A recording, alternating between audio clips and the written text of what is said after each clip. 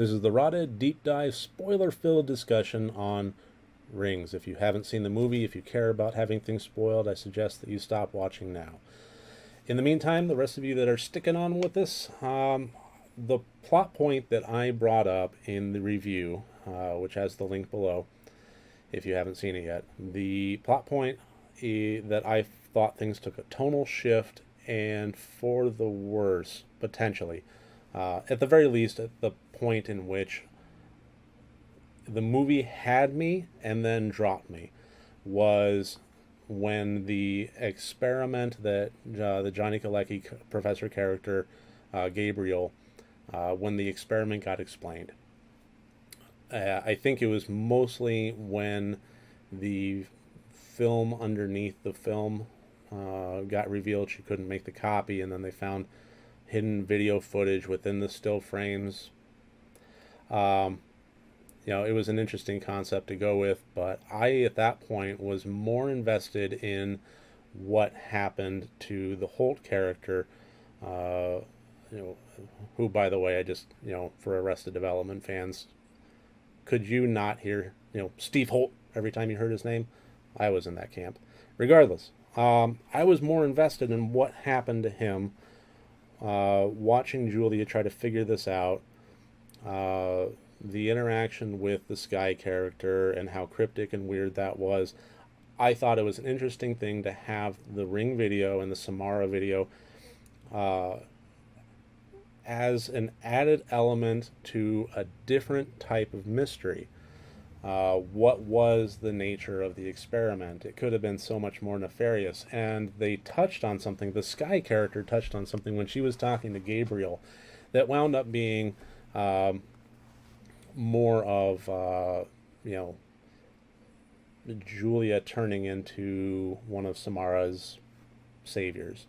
But when she mentioned that the feel of things were changing, and that, and even Johnny, Johnny Galecki's Professor Gabriel character touched on this in his class lecture, was the notion of things changing by observing them.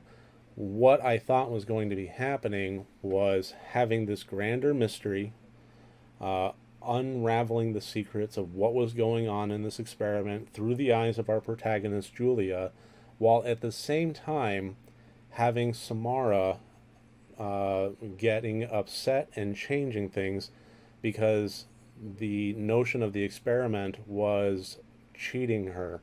I thought it was going to turn into a classic example of following the letter of the law but not the spirit of it, which, let's be honest, if it's Samara we're talking about, is not going to take that lightly. So that's kind of generally where I thought I was going with it. And then they explained the experiment. Everybody was on board. Sky had died. And, now they found the movie within the movie, and now we're going to try to figure out Samara's backstory again. This time we're just going to go a little further back, and instead of finding out what atrocities her foster family had done to her, now we're going to find out what atrocities her biological parents had done, or at least her biological father had done to her mother. And it felt like at that point we were attempting to rehash things, and it felt like treading on old territory, which I thought it still made for an enjoyable movie, but ultimately there was a little bit of a feeling of what's the point. Vincent D'Onofrio's character I did like. They made it feel cryptic and ominous in the same way that Brian Cox's character felt in the first Ring movie, which again made me feel like retreading old territory. I thought everybody did a very, admirable up to fantastic job with the material that they were presented with. If I had to give any kind of where this movie failed, I would have to say right from the screenwriter's process, or whomever was responsible for where the story wound up going. And maybe I would have been enjoying the latter half more if that's the direction that they had started with. Um, I think it's a matter of consistency more than anything else.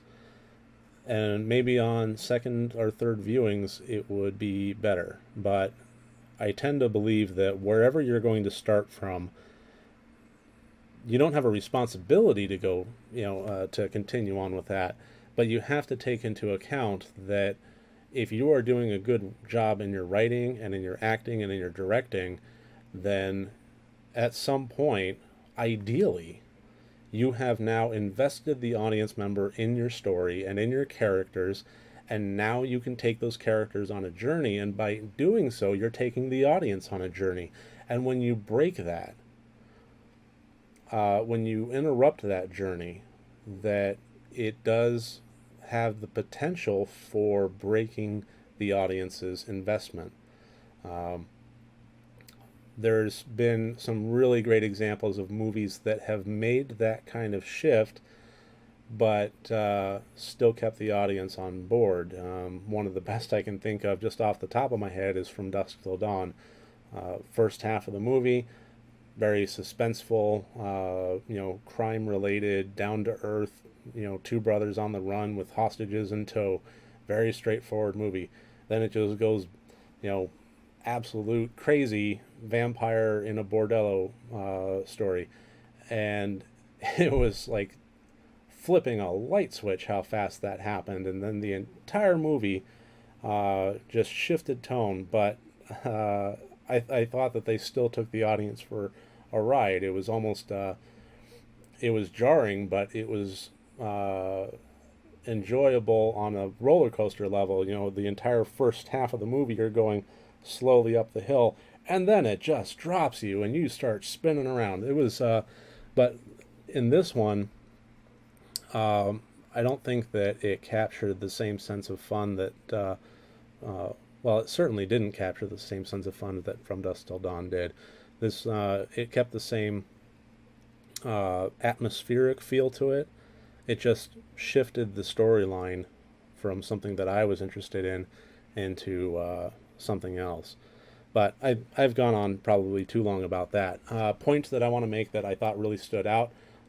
First, I want to point out the scene that was, towards the very beginning with Professor Gabriel standing in front of the window with the rain coming up. I loved that. That scene was great. How subtle it was at first and how it ramped up, and finally he's a small figure with surrounded by windows as the rain is coming up. Loved that. That was a great shot.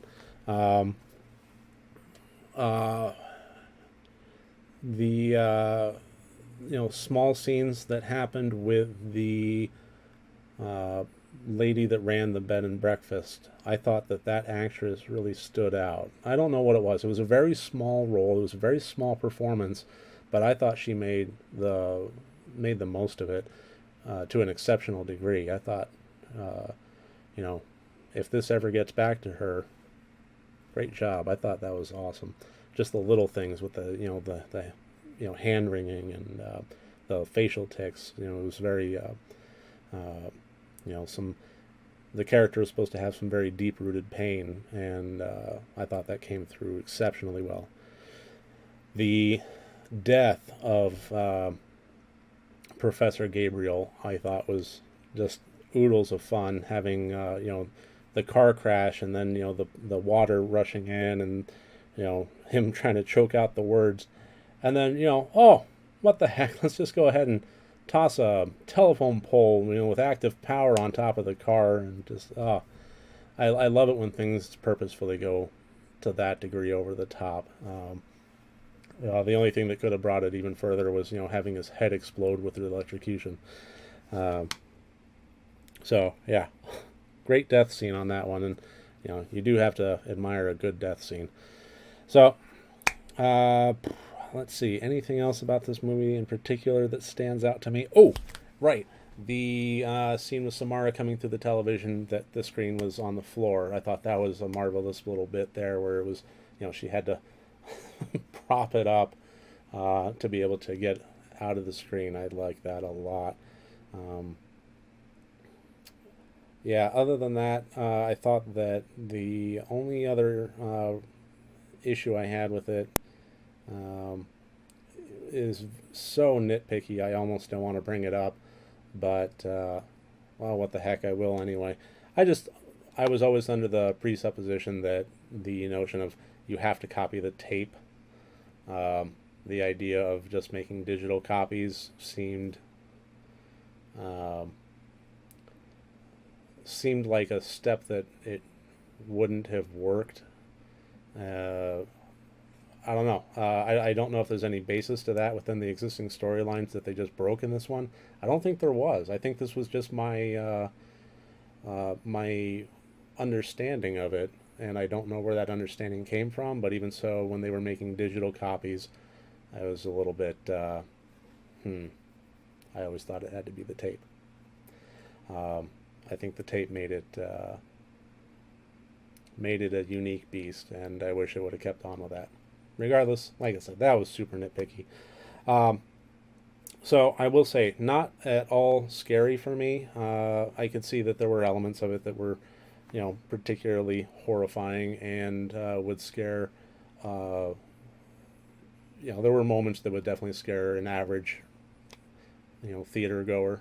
But on the whole, I found it extraordinarily entertaining and a lot of fun.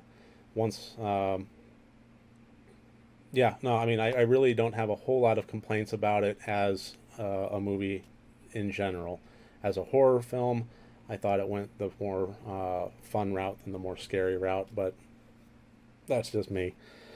So, if you agree with me, if you disagree with me, if you think I'm totally wrong, if you think I'm, hit some good points, whatever, or if you would like to recommend any other, movies for me to review in the future.